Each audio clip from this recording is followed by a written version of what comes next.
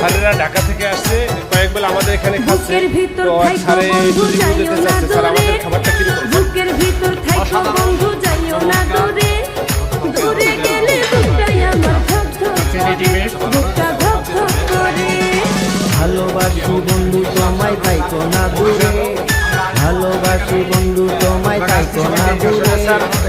আমাদের আপনারা ভালো, খাবার ভালো হয়ে গেছে। আমাদের এখানে ভালো গেস্টগুলি সব আসে, তো কুয়াকাটা আপনারা বেড়াতে আসবেন, অবশ্যই একবার ভিজিট করে যাবেন, অবশ্যই খাবার দেখে যাবেন। দূরে গেলে বুকটাই আমার